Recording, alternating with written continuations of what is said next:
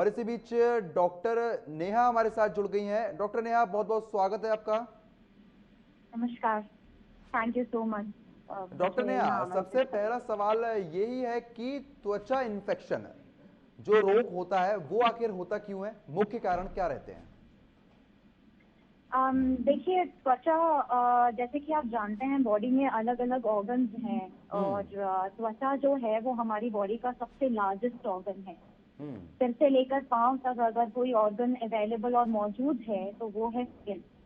तो ऑब्वियसली वो आपके शरीर को बहुत प्रोटेक्टिव मैनर में इस तरीके से बनाया गया है कि बाहर की जितने भी इन्फेक्शंस हैं, जी। जितनी भी गंदगियां हैं, जो भी धूप या हवा या जैसी भी चीजें बाहर से लगती हैं वो हमारे शरीर को अंदर नहीं पहुंचने देती है, हमारे शरीर को एक प्रोटेक्टिव कवर प्रोवाइड कराती है। हम्म। तो ऑब्वियसली बाहर होने वाले जितने भी तरह के इन्फेक्शन होते हैं, चाहे वो हवा से होने वाला हो, छूने जी। से होने वाला हो, पानी से होने वाला हो, जी। या किसी और तरीके से मिट्टी से होने वाला हो, हर हम्म। तरह की बीमारी जो है वो पहले हमारे स्किन के कांटेक्ट में आती है। और उसके बाद उस चीज को हम स्किन की लेयर्स में परत दर परत हम देखते हैं कि वो कहाँ तक पहुंची हुई होती है। हम्म। और क्योंकि स्किन इतना बड़ा ऑर्गन है और उसके होने की संभावनाएं सबसे ज्यादा हैं, सबसे अधिक हैं, तो उसकी होने वाली बीमारियां भी 1000 से ऊपर हैं और कई तरह की हैं।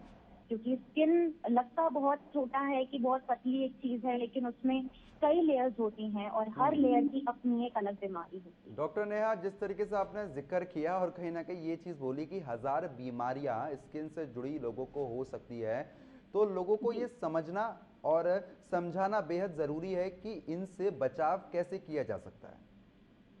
जी, बहुत जरूरी है।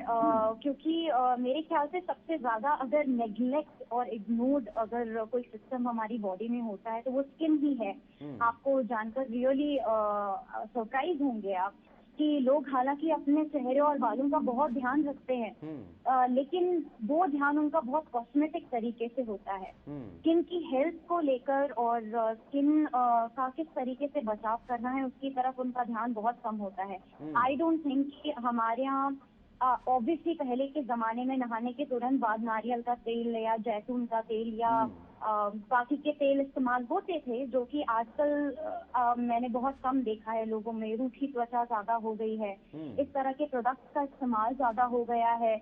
Over washing, over cleaning, over exfoliating, बार बार स्किन को बहुत ज्यादा तरीके से रगड़ा जाता है जी। और इस तरह के केमिकल्स का इस्तेमाल होता है कि स्किन का ध्यान नहीं रखा जाता है। तो सबसे ज्यादा इम्पोर्टेंट है कि लोग कॉस्मेटिक को सेकेंडरी रखकर हम्म। स्किन की प्राइमरी हेल्थ की तरफ ज्यादा ध्यान दें, हम्म। तो मेरे ख्याल से बहुत सारी बीमारियों से बचा जा सकता है। साथ ही साथ फंगल इन्फेक्शन हमारी स्किन पे हो जाता है, जो अधिकतर फंगल इन्फेक्शन देखने को मिलता है, जिसकी वजह से स्किन क्या है, डैमेज होना शुरू हो जाती है और बीमारी का रूप भी ले बिल्कुल लेती है। फंगल इन्फेक्शन क्या बिल्कुल। होता है, हमारे दर्शकों तक ये पहुंचाइए जानकारी, तो क्योंकि फंगल जी। इन्फेक्शन ठीक है तो काफी बड़ा ये टॉपिक एक्चुअली अपने आप में, लेकिन हम्म। एक normal non medical layman language में अगर मैं इस चीज को समझाऊं तो फंगस, जो कि फंगस हमारे खाने पर या कपड़ों पर या किसी और तरीके से बैठ जाती है, हम्म। उसी तरीके से हमारी स्किन पर भी वो चीज बैठ सकती है हम्म। अगर हमने उसका ध्यान नहीं रखा तो। मोस्टली आपको फंगल इन्फेक्शन ऐसे सीजन में, जैसा सीजन हम अभी देख रहे हैं, गर्मी बरसात वाला जो ये ट्रांजिशन पीरियड होता है, हम्म। इसमें आपको सबसे ज्यादा फंगल इन्फेक्शन दिखाई देगा। हम्म। क्योंकि हमारी बॉडी खुद भी पर्सपायर करती है, जी। स्वेट निकलता है बॉडी में से, जी। और बाहर की तरफ से अगर ह्यूमिडिटी बहुत ज्यादा मिलती है शरीर हम्म। को और हवा नहीं तरीके से मिलती है, स्किन को क्लीन नहीं रखा जाता है, तो उस जगह पर हवा के कम होने की वजह से, ऑक्सीजन की कमी की वजह से एनारोबिक बैक्टीरिया एंड फंगस जो है वो वहां हम्म। पे ग्रो करना शुरू कर जाती है। और जब वो ग्रो करती है तो वो एक जगह से दूसरी जगह फैलना शुरू कर देती है, जो कि हम नॉर्मली भी फंगस जो खाने में और कपड़ों में और किताबों में देखते हैं, hmm. It's the same thing. वही चीज होती है जो हमारे स्किन पर भी हमें दिखाई देती है। इसका सबसे ज्यादा बड़ा रीजन होता है लोगों के कॉटन के कपड़े ना पहनना, हम्म। ऐसे कपड़े पहनना जिसमें पसीना तरीके से सूखता नहीं है, हम्म। ऐसे कपड़े पहनना जिसमें हवा का आवागमन उतना अच्छा नहीं है, जी। और वो जगह ह्यूमिड ज्यादा समय तक रहती है, वहां पर पसीना सोख नहीं पाती है स्किन, और इजी हो जाता है वहां पर हम्म। फंगस के लिए ग्रो करना।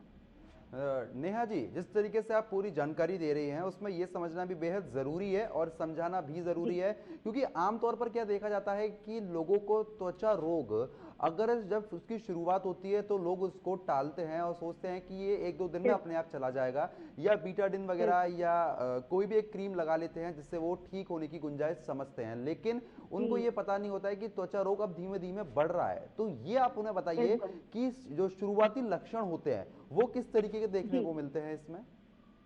जी देखिए हर हर इन्फेक्शन का शुरुआती लक्षण काफी डिफरेंट होता है, लेकिन स्किन एक ऐसी चीज है जिसमें आपको लक्षण ऑलमोस्ट हर चीज में बहुत सारे सिमिलर दिखेंगे। हम्म। इसीलिए स्किन की बीमारी में एक्चुअली किसी बीमारी को डायग्नोस कर पाना थोड़ा सा मुश्किल और ट्रिकी होता है। हम्म। लेकिन बहुत इम्पोर्टेंट होता है कि वो जो प्राइमरी सिम्टम्स हैं वो पेशेंट खुद भी समझे जी। और जितना जल्दी हो सके डॉक्टर तक अपनी बात पहुंचाए कि मेरे ये कंफ्यूजन है, मुझे ऐसा हो रहा है, क्या इसमें घबराने की बात है। हम्म। जैसे कि सबसे इम्पोर्टेंट जो सबसे पहले चीज शुरू होती है वो है खुजली। हम्म। चाहे आप वायरल ले लो या बैक्टीरियल ले लो या फंगल ले लो, पैरासिटिक ले लो, तो मोस्ट कॉमन अगर आप सिम्टम की बात करोगे तो वो है खुजली और जी। उस जगह पर ड्राइनेस होना, हम्म। सफेद सफेद या लाल लाल चट्टे पड़ना और उन पर सफेद परत जमना। तो खुजली मेरे ख्याल से लोग बहुत ज्यादा लंबे समय तक इग्नोर कर देते हैं, जो कि उन्हें नहीं करना चाहिए, हम्म। क्योंकि वो ये चीज नहीं समझते हैं कि किसी एक जगह पर खुजली होना जी। डज नॉट मीन कि सिर्फ उसी जगह पर आपकी बॉडी रिएक्ट करेगी। आपकी बॉडी में, बॉडी के सर्कुलेशन में वो सारी चीजें आपकी बॉडी प्रोड्यूस करने लग जाएगी जो कि खुजली पैदा कराती है। हो सकता है किसी एक जगह पर इन्फेक्शन हो, लेकिन नेहा जी, आपको पूरी बॉडी में जगह जगह पर खुजली फील होती है। हाँ जी। नेहा जी, मैं आपको रोकना चाहूंगा और इसी बीच एक दर्शक हमारे साथ जुड़ गई हैं। सवाल पूछिए आप अपना। जी नमस्कार मैम। मैम ये पूछना नमस्कार। चाहती हूँ, जब भी मैं जैसे धूप वगैरह में ज़्यादा जाती हूँ तो मुझे सन टैन की दिक्कत बहुत ज़्यादा होती है, और जो होम जी रेमेडीज़ है मैंने वो भी ट्राई करके देखी हैं, बट उसका कोई ज़्यादा असर नहीं हुआ। तो मुझे क्या करना जी चाहिए उसके लिए? देखिए सन टैन मेरे ख्याल से आज के समय में लोगों के लिए ये जानना बहुत जरूरी है कि आज से 40 साल पहले हम जितना ओपन थे सन की तरफ, आज के समय में वो होना बहुत ज्यादा मुश्किल है, क्योंकि जिस तरह की रेज हमारे तक बहुत इजीली पहुंच रही हैं और प्लस हमारा खाना पीना और बाहर धूप में ज्यादा समय तक रहना, लाइफस्टाइल की वजह से हमारी स्किन ज्यादा सेंसिटिव हो गई है सन के प्रति। तो एक बहुत इंपॉर्टेंट चीज जो मैं अपने हर पेशेंट को बोलती हूँ और मैं खुद भी बहुत रिलीजियसली फॉलो करती हूँ वो है सनस्क्रीन का एप्लीकेशन। सनस्क्रीन अपने आप में इतने तरह की हार्मफुल रेज से हमें बचाती है, किसी भी तरह की एजिंग को बचाती है। आप सोचिए आपके बुढ़ापे को डिले करती है, तो ये एक बहुत बड़ा फैक्टर है जिसकी वजह से मैं अपने पेशेंट्स को कंपेल एंड कन्विंस करती हूँ कि आप सनस्क्रीन लगाइए, जो कि हमें स्किन कैंसर से बचाता है, जो कि हमें स्किन टैनिंग से बचाता है, जो कि हमें एजिंग से बचाता है, एक्ने से बचाता है, काले धब्बों को और गहरा काला होने से बचाता है। तो सनस्क्रीन बहुत इम्पोर्टेंट है और लोगों में ये बहुत अलग मिथ और कंसेप्ट है एक तरीके से बना हुआ दिमाग में कि सनस्क्रीन जो है एक ही तरह की होती है और मेरे चेहरे पे बहुत पसीना आता है और मैं नहीं लगा सकती हूँ। कम से कम 50 से ज़्यादा तरह की सनस्क्रीन अवेलेबल है मार्केट में। आपकी स्किन के हिसाब से उस तरह की सनस्क्रीन जो जाएगी आपकी स्किन टाइप के हिसाब से वो आप इस्तेमाल करना शुरू करिए। मोस्ट इम्पॉर्टेंटली सुबह 7 से शाम के 5 बजे के बीच में धूप में बाहर निकलने से कम 20 मिनट पहले।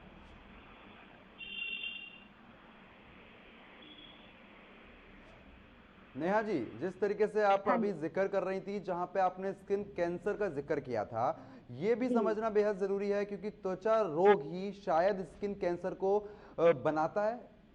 जी जी बिल्कुल बिल्कुल, क्योंकि लोगों को पता नहीं चल पाता है कि ये जो काला धब्बा है और कई तरह हम्म। के स्किन सेल होते हैं, स्किन कैंसर होते हैं, डिपेंडिंग कि वो किस सेल का कैंसर है। हम्म। और उसके हिसाब से जो उसका स्टार्टिंग पॉइंट होता है वो या तो काला धब्बा होता है या हम्म। कोई मोल या मसा होता है, और लोग उसको काफी समय तक इग्नोर करते जाते हैं जब तक उसका साइज बहुत ही ड्रामेटिकली बढ़ने नहीं लग जाता है। हम्म। तो मेरे ख्याल से जैसे ही आपको लगे कि आपके शरीर में कोई चीज पहले नहीं थी और पिछले कुछ समय से आप नोटिस कर रहे हैं कि वो नई चीज आ गई है, आप उसे एग्जामिन करा लीजिए, बिकॉज मेरे ख्याल से prevention is better than cure. और आप अगर सही समय पर अपनी स्किन में नए आने वाले दाग धब्बे मोल या किसी भी तरह के कोई भी ऐसी चीज जो कि आपको लग रहा है तिल और मसा नया आ रहा है, उसको डेफिनेटली आप जांच करवाइए।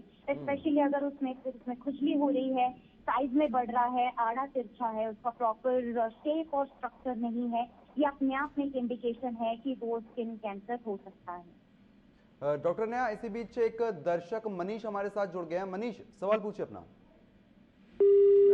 एक्चुअली मैम मुझे पिंपल्स की बहुत प्रॉब्लम है। पहले मेरे साथ में ये था कि मेरा फेस बहुत क्लियर था, मगर मैम जैसे कुछ दिन बीतने के बाद, लाइक मैं 19 का था और अब मैं 23 साल का हो गया हूँ मैम, मेरे फेस पे बहुत ज्यादा पिंपल निकलने लगे हैं। एक के बाद पिंपल्स लगातार बढ़ रहे हैं। मैम कैसे कंट्रोल में करूँ इसको? देखिए मनीष, मुझे आपकी हिस्ट्री के बारे में बहुत ज्यादा जानकारी नहीं है। लोगों को लगता है कि पिंपल बहुत छोटी सी चीज है, इट्स जस्ट एक्ने, कि पिंपल निकल आया है तो बहुत नॉर्मल सी बात है। ठीक है, वो नॉर्मल सी बात हो सकती है अगर वो सिर्फ एक एडोलेसेंट है, टीनेज एक्ने है जो कि आपको 14-15 साल से शुरू होता है और 19-20 साल तक आते आते वो खत्म होना शुरू हो जाता है। अगर तो वो चीज है तो वो हमें डायरेक्टली पता है टीनेज एक्ने आपके हार्मोन से रिलेटेड होता है, और वो एक बार आपके हार्मोन जब बैलेंस आउट हो जाते हैं बॉडी में तो अपने आप वो एक्ने, वो पिंपल खत्म होना शुरू हो जाता है। लेकिन पिंपल के अपने होने के कई रीजंस हैं। हो सकता है आप जिस तरह का खाना खा रहे हैं, आपके चेहरे पे हमेशा वो चीज दिखाई देगी जो कि आपके गट, आपके पेट में चल रहा है। 90% अगर आपके पेट में एसिड ज्यादा बनता है, अगर आपका खाना सही तरीके से पचता नहीं है, अगर आपकी डाइट सही नहीं है, तो ये सारी चीजें हैं जो आपके चेहरे पे दिखाएंगे देंगे। क्योंकि आप एक बात समझिए, बॉडी में जैसे किडनी और लिवर है और इंटेस्टाइन है, ये आपकी बॉडी की गंदगी को बाहर निकालने के लिए बने हैं। सबसे बड़ा चंक जो ये वाली चीजें अपना काम खत्म करती हैं, उसके बाद जिसका काम आता है वो स्किन का काम आता है। तो स्किन भी अपने जरिए से अपने लेवल पे उन टॉक्सिन्स को, उन गंदगी को बाहर निकालती है। अगर आपके जो पोर्स हैं वो ब्लॉक्ड हैं क्योंकि आप चेहरा तरीके से नहीं धो रहे हैं और आप अपने स्किन की प्रॉपर्ली केयर नहीं कर रहे हैं, आपकी बहुत ऑयली स्किन है, ऑयल भी बैठ रहा है, ऊपर से बाहर से धूल मिट्टी गंदगी भी उसमें बैठ रही है, over the period of time धीरे धीरे उसमें बैक्टीरियल या वायरल इन्फेक्शन वो अपने आप ग्रो करना शुरू कर देंगे, जिसमें कि आपको फर्स्ट फिल्ड या बड़े बड़े नॉड्यूलर एक्ने दिखाई देंगे। ऑल्सो आपको अपने हार्मोन्स की जांच करानी जरूरी है। कई बार विटामिन डी की डेफिशिएंसी या जिंक एंड कैल्शियम बाकी चीजों की डेफिशिएंसीज की वजह से भी इस तरह के एक्ने बॉडी में दिखाई देते हैं, ऑब्वियसली क्योंकि आपका इंटेस्टाइन और पेट उन चीजों को तरीके से एब्जॉर्ब नहीं कर रहा है। तो आई थिंक अगर कोई चीज आपको बहुत समय तक परेशान कर रही है और कई घरेलू नुस्खे करने के बावजूद भी आपको कोई फल या उसका कोई परिणाम सही दिखाई नहीं दे रहा है, तो आप अपनी स्किन को डेफिनेटली एक फिजिशियन के थ्रू एक बार एग्जामिन कराएं जरूर। मनीष, और कोई सवाल? नहीं सर, मेरा कोई सवाल नहीं। और बहुत बहुत धन्यवाद doctor Neha ji. Thank you, जिस तरीके thank you. से आप पूरे विस्तार रूप से जानकारी पहुंचा रही हैं, उसमें एक सवाल ये भी है कि दवाइयों का अगर ज़्यादा डोज लिया जाए या कोई दवा इन्फेक्ट कर रही है तो उससे भी स्किन डिजीज हो सकती है क्या? क्योंकि स्किन पे लाल कलर के धब्बे आ जाते हैं। हाँ जी बिल्कुल, उसे हम जो है एलर्जिक रिएक्शन कहते हैं। वो एलर्जिक रिएक्शन ऑब्वियसली दवाइयों की वजह से भी हो सकती है। अगर कोई दवाई आपकी बॉडी को सूट नहीं की है, एनाफिलैक्टिक रिएक्शन के नाम से जाना जाता है वो, जिसमें आपको एनाफिलैक्सिस हो जाती है वो दवाइयों के डोज की वजह से, या वो पर्टिकुलर दवाई जो है वो आपके शरीर को सूट नहीं की है। और जैसा ही ऐसा होता है तो शरीर में लाल लाल बड़े बड़े ददोरे टाइप के वो जो इन्फेक्शस जो चकत्ते बन जाते हैं और उसमें खुजली होती है। इनफैक्ट ये कई बार इतना ज्यादा सीरियस हो जाता है कि ये लाइफ थ्रेटनिंग हो जाता है। पेशेंट को सांस लेने में और गले में चोकिंग फील होने लग जाती है, आंखें बाहर आ जाती हैं, सूज जाती हैं, जीभ सूज जाती है और हमें तुरंत ही इंटरवेंशन करना पड़ता है। तुरंत ही पेशेंट को स्टेरॉइडल इंजेक्शन और दूसरी ऐसी दवाइयां देनी पड़ती हैं कि वो रिएक्शन कम हो जाए। तो ये चीजें लोगों के लिए जाना बहुत जरूरी है कि बिना डॉक्टर की सलाह के 10 केमिस्ट पे जाकर कोई भी दवाई किसी भी डोज में ना लें। मेरे ख्याल से ये बहुत ज्यादा इसका अब्यूज है इंडिया में स्पेशली, क्योंकि बाहर की कंट्रीज में बिना डॉक्टर के प्रिस्क्रिप्शन पे फार्मेसी में ये बात आप बिल्कुल सही कह रही हैं कि पूरे भारत में ये सबसे ज्यादा देखा जाता है कि केमिस्ट कोई दूसरा डॉक्टर मान लिया जाता है और केमिस्ट से दवा ले ली जाती है और कहीं ना कहीं केमिस्ट आपके शरीर को ना देखते हुए आपकी डोज डिसाइड नहीं कर पाता और अधिक डोज आपको दे दी जाती है, तो कहीं ना कहीं बीमारी आपको जकड़ लेती है। बिल्कुल बिल्कुल बहुत जरूरी है, क्योंकि देखिए बाहर किसी और देश में इतना ओवर द काउंटर ड्रग्स जो हैं अवेलेबल नहीं होती हैं, स्पेशली जो कि गंभीर बीमारियों के लिए बनी है। जस्ट पैरासिटामोल या नॉर्मल बॉडी का लोशन है, एक बहुत अलग बात होती है, लेकिन ऐसी दवाइयाँ चाहे वायरल हो चाहे बैक्टीरियल हो, किसी भी तरह की दवाइयाँ बिना प्रिस्क्रिप्शन के हमारे फार्मेसीज में बहुत इजीली अवेलेबल हो जाती हैं और जिनका अब्यूज होना शुरू हो जाता है। आप देखिए सबसे ज्यादा मेरे ख्याल से दर्शक भी इससे सहमत होंगे कि सबसे ज्यादा मिलने वाली चीज टेनोवेट जी होती है। मेरे पास कई पेशेंट्स आते हैं जिन्होंने सालों सालों तक टेनोवेट जी जो क्रीम है वो इस्तेमाल की होती है किसी भी खुजली के लिए, किसी भी जलन के लिए। लेकिन बहुत इंपॉर्टेंट है ये चीज समझना कि टेनोवेट अपने आप में एक बहुत पोटेंट स्टेरॉइड होता है, जिसके ओवर अब्यूज की वजह से आपकी बॉडी में बहुत तरह की गंभीर बीमारियां परेशानियां हो सकती हैं। इस चीज पे डेफिनेटली बहुत ज्यादा ध्यान देने की जरूरत है, लेकिन अनफॉर्चुनेटली फिलहाल तक तो कोई ऐसा एक्शन लिया नहीं गया है और बहुत इजीली अवेलेबल हो जाती है। फार्मासिस्ट भी बहुत इजीली किसी भी पेशेंट को खुजली के लिए ये दवाइयां दे देते हैं। नेहा जी, इसी बीच एक लखनऊ से दर्शक हमारी नेहा जुड़ गई हमारे साथ। नेहा, सवाल पूछिए अपना। एक्चुअली मुझे सोरियासिस है काफी टाइम से। नेहा, सवाल अपना मुझे पूछिए। सोरियासिस है, मुझे काफी टाइम हो चुका है, 4-5 साल से हो चुका है मुझे। और मुझे बीच में जब मैं वो एलोपैथी की एक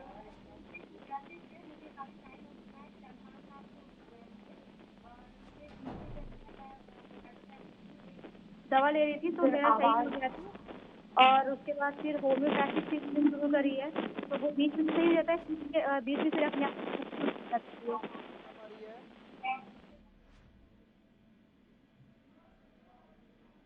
I am so sorry Neha, आपकी आवाज बीच में कट रही थी काफी। मुझे एग्जैक्टली समझ नहीं आया है कि आप मुझसे क्या पूछना चाह रही हैं। मुझे ये समझ में आया है कि आपको सोराइसिस है 4-5 साल से।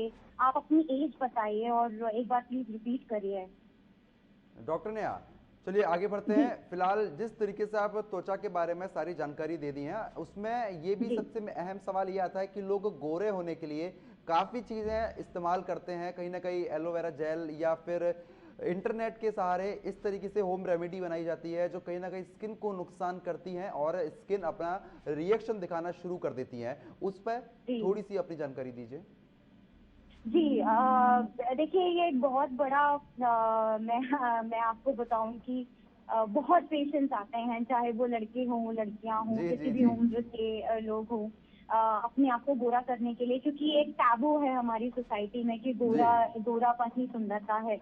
और ऑब्वियसली इस पर हम लोग बहुत चर्चा करते हैं और पेशेंट्स को। नेहा जी, मैं आपको थोड़ा रोकना चाहूंगा, ये सवाल मैं आपसे फिर से लूंगा, लेकिन इसी बीच नेहा हमारी दर्शक फिर से हमारे साथ जुड़ गई हैं। नेहा, सवाल पूछिए अपना। जी, मेरा नाम नेहा है, मैं लखनऊ से बोल रही हूँ और मुझे सोरियासिस है लास्ट 4 और 5 ईयर से।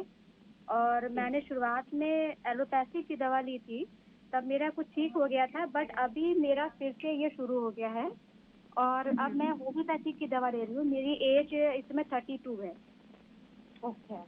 ओके, ठीक है।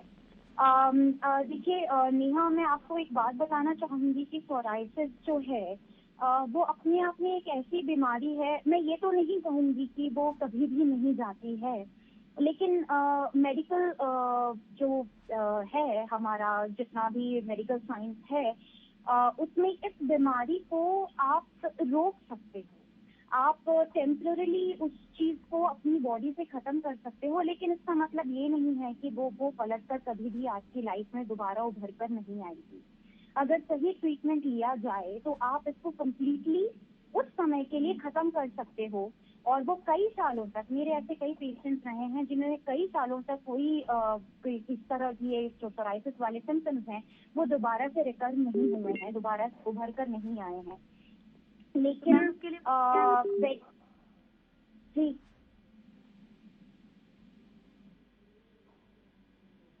हेलो,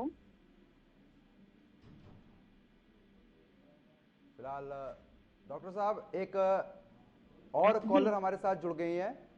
खुशी, अपना सवाल पूछिए।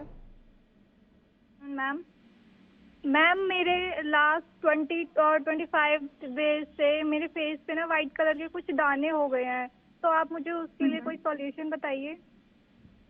खुशी वाइट कलर के दाने, नीलिया भी हो सकती है, जो कि सिर्फ आपके पोर्स जो हैं वो ब्लॉक हो जाते हैं। और ये सीजन जैसा कि मैंने बताया कि गर्मी भी है, उमस भी है, पसीना भी निकलता है जो तरीके से सोखा नहीं जाता है। और इन जो तेल निकलता है चेहरे पे, वो अगर तरीके से प्रॉपरली सफाई ना की जाए फेस की, तो वो आपके पोर्स को ब्लॉक करना शुरू कर देता है। और वो सफेद सफेद जो पोर्शन है वो सिर्फ वही चीज रहती है जो आपको दिखाई देती है। अगर 20-25 दिन से सिर्फ ये चीज है तो मोस्ट कॉमनली, मोस्ट प्रोबेबली मुझे जैसा लगता है वो मीलिया हो सकता है। उसके लिए कुछ नहीं है, आप ओवर द काउंटर तो ऑब्वियसली उसके लिए मेडिसिन नहीं मिलती है, लेकिन आप अपने चेहरे को 2 बार सुबह और शाम डेफिनेटली धोएं। ऐसे फेस वॉश से धोएं जो कि बहुत ज्यादा कॉन्सेंट्रेटेड ना हो।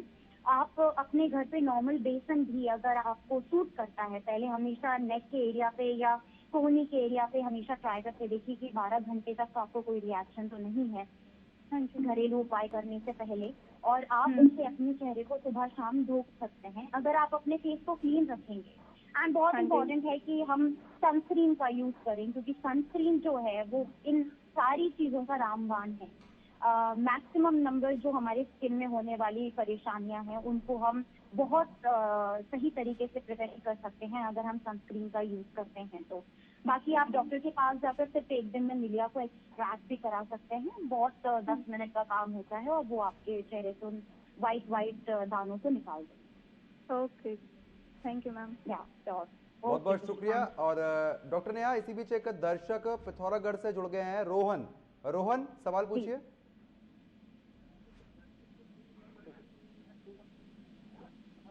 नमस्ते मैम। नमस्कार रोहन जी। मैम पिछले 3-4 साल हो गए हैं मेरे को काफी, लेकिन मैं ये दांत से काफी परेशान हो गया हूँ। दांत से? और मेरे हिसाब से मैंने होम्योपैथी और सारी दवाइयाँ लगभग ट्राई कर दी हैं, तो ये ठीक नहीं हो रहा अभी भी। 5-6 दिन तक ठीक होता है या 1 महीने तक ठीक होगा, लेकिन उसके बाद फिर दोबारा स्टार्ट हो जाता है। ठीक है रोहन जी, आप क्या काम करते हैं? कुछ आप मुझे थोड़ा सा बता सकते हैं, आप क्या काम करते हैं? मैं ऑफिस में है। अच्छा, ठीक है।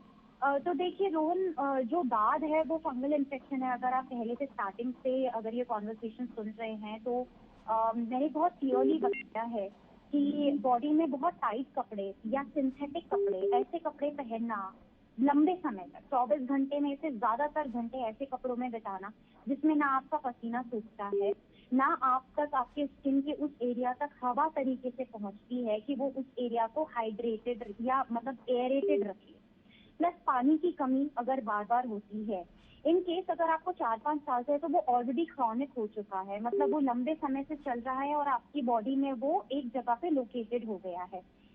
तो बहुत इंपॉर्टेंट है कि इसका ट्रीटमेंट चले।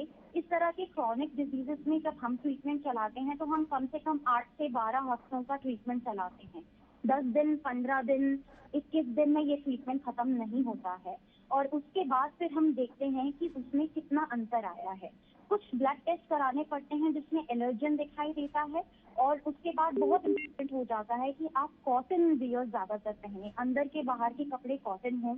दिन में कम से कम 3 से 4 लीटर पानी आप पीजिए।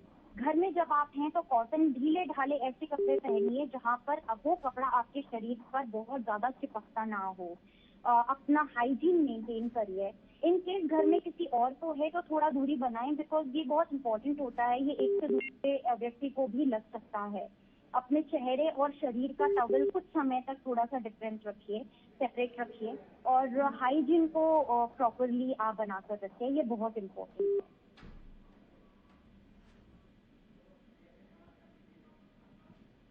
चलिए डॉक्टर नेहा, आपका बहुत बहुत धन्यवाद हमारे दर्शकों तक तमाम जानकारी पहुंचाने के लिए। बहुत बहुत शुक्रिया डॉक्टर नेहा। जिस तरीके से आप डॉक्टर नेहा को सुन रहे थे, जहां पे डॉक्टर नेहा ने तमाम जानकारी पहुंचाई है और सबको बताया है कि त्वचा रोग संबंधी जो बीमारियां होती हैं उनसे कैसे बचा जाए। फिलहाल इस खास पेशकश में सिर्फ इतना ही। आप हमारे साथ बने रहिए। नमस्कार।